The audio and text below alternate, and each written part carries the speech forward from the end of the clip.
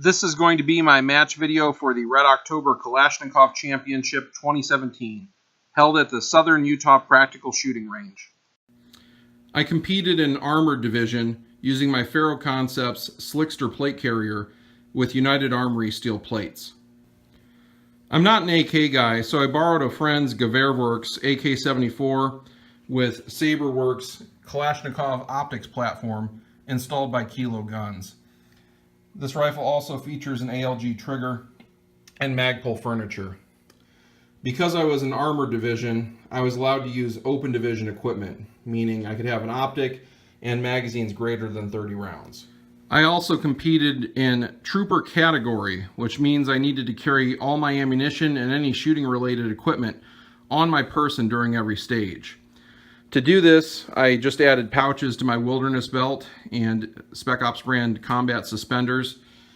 This Spec Ops brand X4 pouch contains 180 rounds of 5.45 ammunition. I have a very basic cleaning kit in this utility pouch, dump pouch, and then an HSGI universal mag pouch that I had 3 AK-74 mags in addition to the 3 on my chest.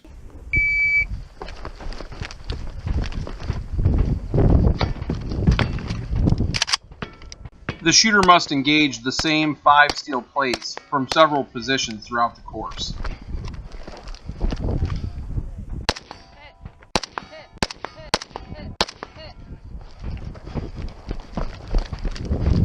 Here there are 6 clays on a string that must be engaged.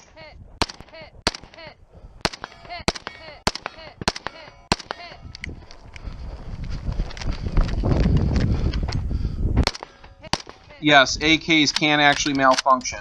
I noticed the stovepipe out of my peripheral vision and just turn and dump the empty casing out. There are 2 targets here at about 150 yards. I was second armored with 98.04% on this stage.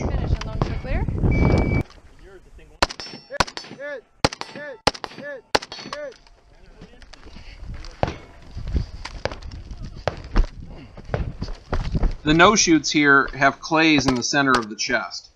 This will be a common target presentation at this match. Knowing your bore offset was critical.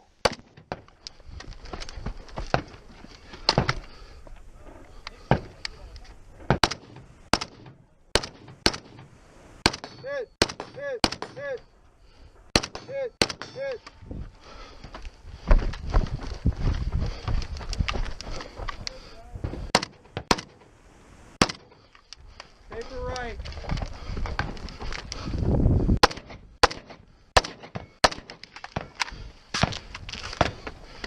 There's a spinner coming up from this next position, so I proactively reload. Hit.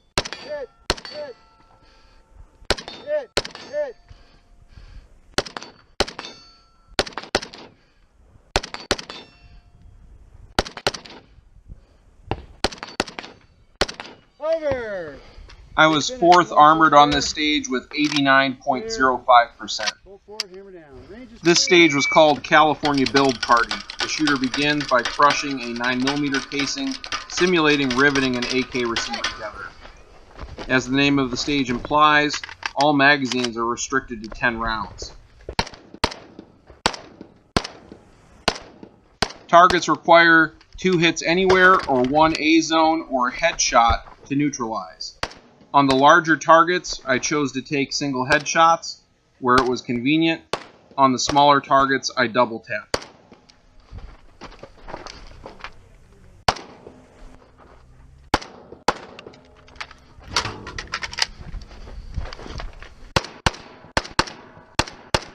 I was 5th armored on this stage with 78.6%. There is a very low position on this stage, so I chose not to wear my GoPro. I've knocked it off under similar circumstances before.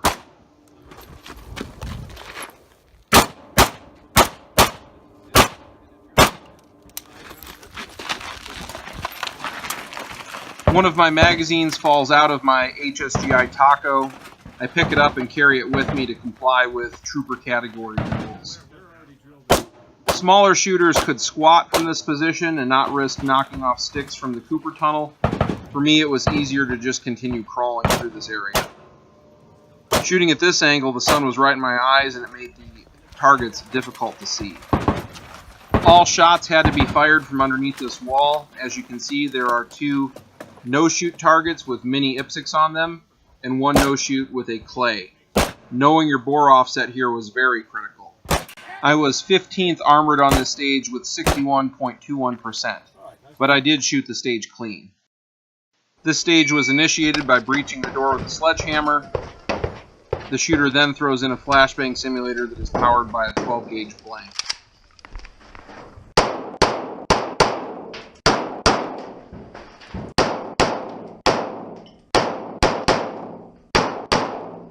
Kicking this popper sets off some moving targets.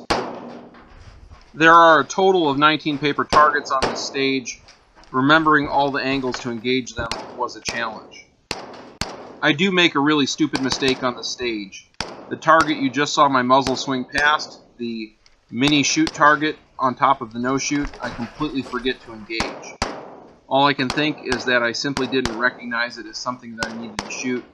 The lighting conditions were changing at this time, and all I saw was white. The plus 15-second penalty on the stage dropped me down to 13th, with 51.5%. This stage begins crawling up through a tube with a pistol mag in the shooter's hand that they will insert into this stage gun and engage a popper at 15 yards. The shooter is to expend all 5 rounds of ammunition, regardless of when they hit the popper. The popper sets off a series of activators. I have a limited window of time to hit this max trap target before it closes, and it is no longer available. My slide into position at the beginning of the stage almost cost me my engagement window, but fortunately I am able to hit it. I switched to my right shoulder here to make these hard angle shots.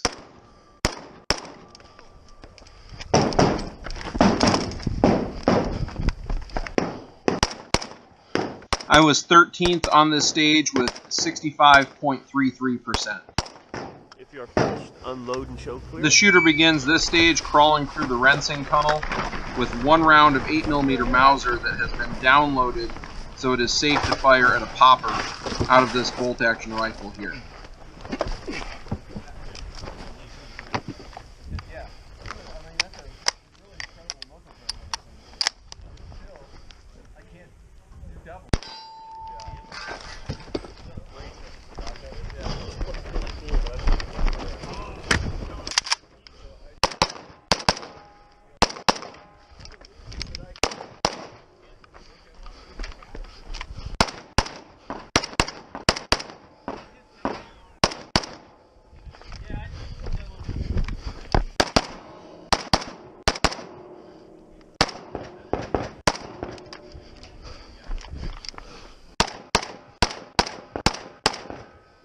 I was 11th armored on this stage with 78.93%.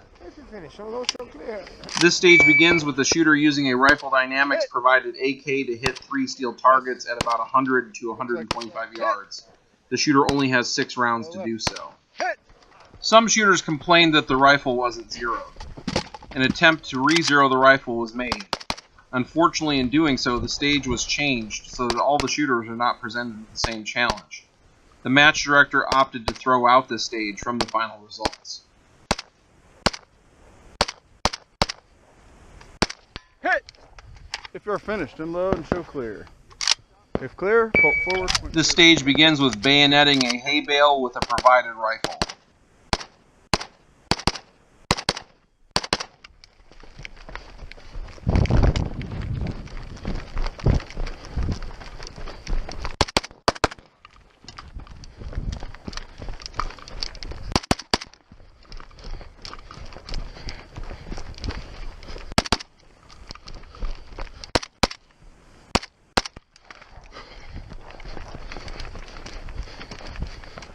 From this tower, there are 2 targets at about 150 yards.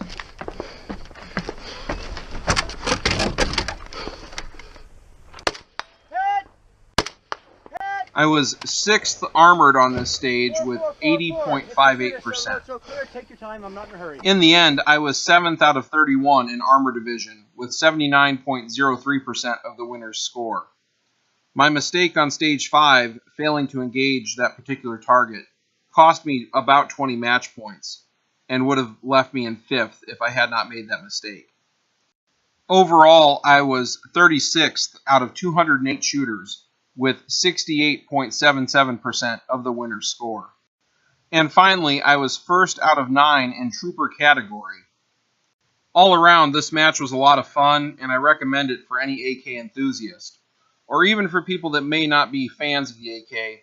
Using it in a competitive environment against other such rifles will give you a new appreciation for it that you might not have if you used it heads up against truly competitive-based AR-15s. Thank you for watching, and come back again for more match and multi-gun competition content.